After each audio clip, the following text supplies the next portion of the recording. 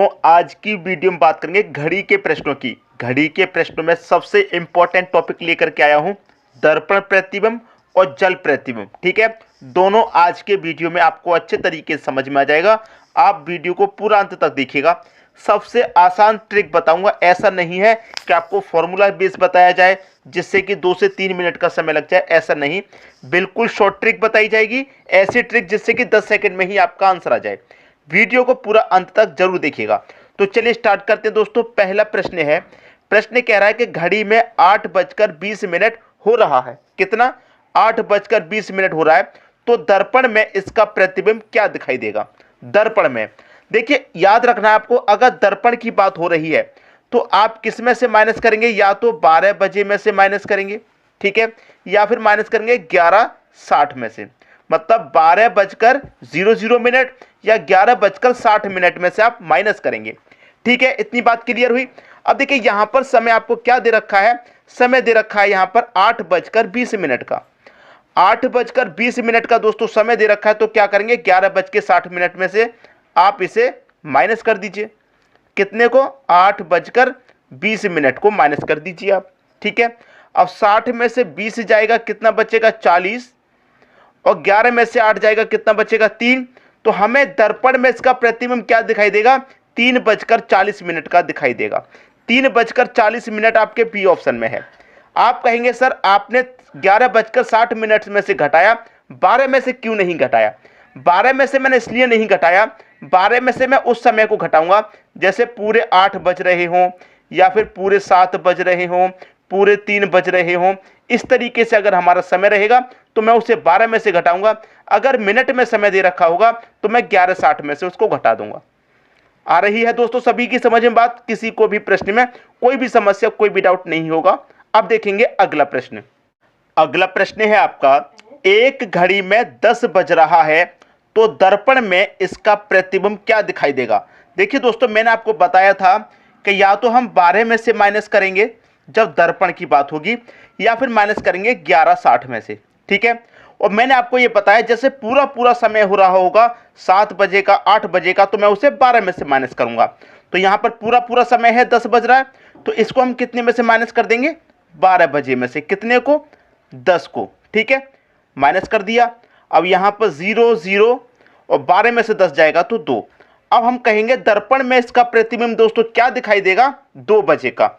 अब 2 बजे का किस ऑप्शन में है? बी ऑप्शन में है। अब आप कहेंगे सर दर्पण वाला तो हमारी समझ में आ गया है, अगर जल प्रतिबिंब होगा तो उसको कैसे करना है? ठीक है, और इसमें एक बात और समझिए, अगर आपके दिमाग में एक बात और आ रही है जैसे कि 11:60 और आगे की हम बात करेंगे सेकंड की, तो 60 सेकंड भी इसमें हम जोड़ देंगे। कैसे जोड़ देंगे अभी मैं आपको बताता हूं।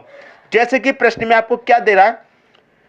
10 बज रहा है। इस तरीके से अगर प्रश्न में यह कह दे कि 10:20 हो रही हैं और 30 सेकंड हो रही हैं, इस तरीके से अगर प्रश्न को कह दे 10:20 30 सेकंड पर दर्पण इसका प्रतिबिंब क्या दिखाई देगा, इस तरीके से समय दे दे, तो इस तरीके के समय को हम कितने में से माइनस करेंगे? इतने में से 11, 60 और 60 सेकंड, ये घंटा, ये मिनट और ये सेकंड। ठीक है, इसमें से हम माइनस करेंगे इसको और हमारा आंसर आ जाएगा। 60 में से 30 जाएगा 30, 60 में से 20 जाएगा 40 और 11 में से 10 जाएगा 1। 1:40 30 सेकंड का हमें दर्पण प्रतिबिंब दिखाई देगा अगर इस तरीके का प्रश्न दिया गया है तो। समझ में आ रही है दोस्तों बात? अगर आपको अभी तक ये चीज नहीं मालूम थी तो अब आपको अच्छे तरीके से मालूम हो गया होगा, किसी को कोई परेशानी नहीं आएगी। ठीक है, अब देखेंगे अगला प्रश्न। अगला प्रश्न है, एक घड़ी में 2:20 हो रहा है तो इसका जल प्रतिबिंब क्या होगा? अब किसकी बात है दोस्तों? जल प्रतिबिंब की। दर्पण तो हमने सीख लिया, अब जल प्रतिबिंब की बात है। जब जल प्रतिबिंब की बात रहेगी दोस्तों तो इसके लिए जो समय रहेगा माइनस करने का वो अलग रहेगा। वो रहेगा या तो हम माइनस करेंगे 6:30 में से, या फिर माइनस करेंगे 18:30 में से, इससे माइनस करेंगे। ठीक है, आ रही है दोस्तों बात समझ में? ये समय आप याद कर लीजिएगा, जो भी आपकी नोटबुक हो उसमें लिख लीजिए। ये है दोस्तों आपका जल प्रतिबिंब के लिए। ठीक है, और दर्पण प्रतिबिंब के लिए दोस्तों क्या था मैंने बता चुका हूं, या तो 12 में से माइनस करेंगे या फिर 11:60 में से। अगर सेकंड में जोड़ रखा है, अगर आपको प्रश्न में सेकंड भी दे रखा है तो आप इसके आगे सेकंड लगा देंगे, ठीक है, जो मैं पिछले क्वेश्चन में आपको बताया था, कोई दिक्कत नहीं होगी। ये रहेगा दोस्तों आपका दर्पण के लिए, ठीक, ये जल प्रतिबिंब के लिए, ये दर्पण प्रतिबिंब के लिए। ये प्रश्न आपका जल प्रतिबिंब का है तो हम उसमें इनको इस्तेमाल करेंगे, ठीक है। प्रश्न है 2:20 हो रहा है। भाई 2:20 हो रहा है, कितने में से माइनस हो जाएगा? आसानी से 6:30 में से आसानी से माइनस हो जाएगा। तो हम इसको 6:30 में से माइनस कर देंगे 2:20 को, ठीक है। अब 30 में से 20 जाएगा 10 बचेगा, और 6 में से 2 जाएगा 4 बचेगा, मतलब 4:10 का हमारा जल प्रतिबिंब दिखाई देगा। और यही क्या हो गया हमारे प्रश्न का आंसर, 4:10। ये आपको पहले ऑप्शन में मिल जाएगा। आई दोस्तों बात समझ में? सभी को अच्छे तरीके से प्रश्न आ गया। अब देखेंगे अगला प्रश्न। अगला प्रश्न है, एक घड़ी में 12:20 हो रहा है तो इसका जल प्रतिबिंब क्या होगा? जल प्रतिबिंब के लिए दोस्तों अभी मैंने क्या बताया, या तो 6:30 में से माइनस करेंगे या माइनस करेंगे 18:30 में से। ये मैंने आपको बताया जल प्रतिबिंब के लिए, ठीक है।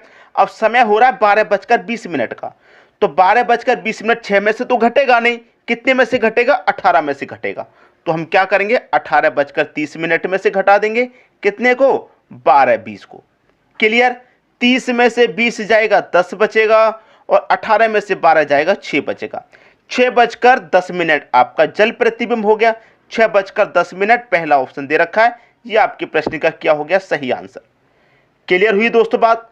कोई भी स्टूडेंट ऐसा नहीं बचना चाहिए जिसकी समझ में नहीं आ रहा हो। सबसे आसान ट्रिक मैं आपके लिए बता रहा हूं ताकि प्रश्न कम से कम समय में सॉल्व हो जाए, ठीक है दोस्तों। अब देखेंगे अगला प्रश्न। अगला प्रश्न है, एक घड़ी 1 बजे 1 बार, 2 बजे 2 बार, 3 बजे 3 बार बजती है तो 24 घंटे में कितनी बार बजेगी? अच्छा प्रश्न है। देखिए दोस्तों, 1 बजे 1 बार, ठीक है, प्लस 2 बजे 2 बार, प्लस 3 बजे 3 बार, प्लस 4 बजे 4 बार, प्लस 5 बजे 5 बार, ऐसे ही दोस्तों बजती जाएगी। कितने बजे की बात कर रहा है? वो 24 घंटे में कितनी बार बजेगी, यही तो कह रहा है भाई। 1 बजे 1 बार बजेगी, 2 बजे 2 बार, 3 बजे 3 बार, 4 बजे 4 बार, 5 बजे 5 बार, ठीक है। अब कितने बजे की बात कर रहा है? वो 24 घंटे की बात कर रहा है। तो 24 घंटे में क्या होता है, समय 1 बजे से स्टार्ट होता है और कहां तक जाता है? 12 तक। तो ये कितने घंटे हो गए? 12 घंटे। 12 जब बज जाते हैं घड़ी में तो उसके बाद फिर से 1 बजता है, फिर से 12 बजे तक 12 घंटे होते हैं। तो हम क्या करेंगे, 1 बजे से लेकर 12 बजे तक का मतलब पहले 12 घंटे का निकाल लेते हैं। कितने का? 12 घंटे का। तो 1 बजे 1 बार बजेगी, 2 बजे 2 बार, 3 बजे 3 बार, 4 बजे 4 बार, 5 बजे 5 बार, 6 बजे 6 बार, इसी तरीके से 12 बजे 12 बार बजेगी। तो सबसे पहले हम 12 घंटे का निकाल लेते हैं, ठीक है। तो देखिए सबसे पहले आप संख्याओं का अंतर देख लीजिए। 1 और 2 का अंतर 1 रहेगा, 2 और 3 का अंतर भी 1, 3 और 4 का अंतर भी 1। अंतर दोस्तों क्या है? समान है।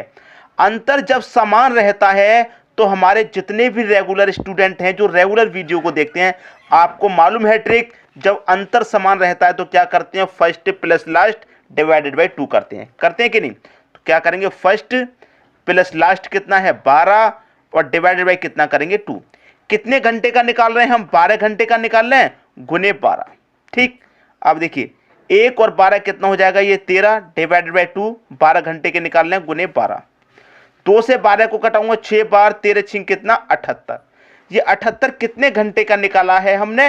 12 घंटे का, ठीक है भाई। देखिए मैं आपको एक चीज समझा दूं, जैसे कि ये हमारी घड़ी है, यहाँ 12 बजी है, यहाँ 6, यहाँ 3, यहाँ 9, यहाँ पर 1, फिर 2, 4, 5, 7, 8 बजेगा, यहाँ 10 और 11। अब देखिए 1 बजे से हमारी घड़ी ऐसे करके घूमेगी, 12 बजेंगे तो कितने घंटे हो गए? 12। भाई ये 12 घंटे हैं। अब 24 घंटे के लिए क्या होगा? फिर से 1 बजे से घूमेगी 12, तो जितना समय, देखिए जितनी बार वो 12 घंटे में बजी है, फिर अगले 12 घंटे में भी दोस्तों उतनी ही बार बजेगी, मतलब 78 बार बजेगी कि नहीं बजेगी? 12 घंटे कितने घंटे हो गए? 24 घंटे। तो 24 घंटे में वो कितनी बार बजेगी? जोड़ लीजिए, 78 और 78 कितना हो जाएगा? 156 हो जाएगा। तो दोस्तों 24 घंटे में वो कितनी बार बजेगी? 156 बार बजेगी। बी ऑप्शन सही हो गया। हमने पहले 12 घंटे का निकाल लिया, भाई 12 घंटे में 78 बार बज रही है तो अगले 12 घंटे में भी 78 बार बजेगी, तो 24 घंटे में कितनी बार बजेगी? वो 156 बार। उम्मीद करूंगा कि सभी की समझ में प्रश्न अच्छे तरीके से आ गया, किसी को कोई दिक्कत कोई परेशानी नहीं होगी। अब देखेंगे अगला प्रश्न। अगला प्रश्न है, एक घड़ी 7 बार बजने में 18 सेकंड का समय लेती है तो 14 बार बजने में कितना समय लेगी? दोस्तों एक घड़ी है जो कि 7 बार, कितनी बार? 7 बार बजने में 18 सेकंड का समय लेती है, 18 सेकंड का। ठीक, यहां तक कोई दिक्कत नहीं। कह रहा है 14 बार, ठीक, 14 बार बजने में उसे कितना समय लगेगा, ये पूछ रहा है। अब इस प्रश्न को करने के लिए मैं आपको सबसे आसान तरीका बताऊंगा, बस आपको थोड़ा सा समय देना है सीखने के लिए, क्योंकि अगर इस तरीके का प्रश्न आपको परीक्षा में दे दिया तो आप उसमें अटक जाएंगे। मैं आपको अटकाना नहीं चाह रहा, ठीक है।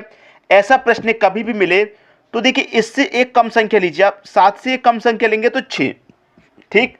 6 के मल्टीपल में आता है 18 या नहीं? आप कहेंगे बिल्कुल आता है। तो कितने मल्टीपल में आता है? आप कहेंगे सर 3 के मल्टीपल में। 6 त्रिक का 18 होता है, ठीक है। इस बार सी संख्या से एक कम लेना है, तो मैं यहां पर भी संख्या से एक कम लूंगा, 13।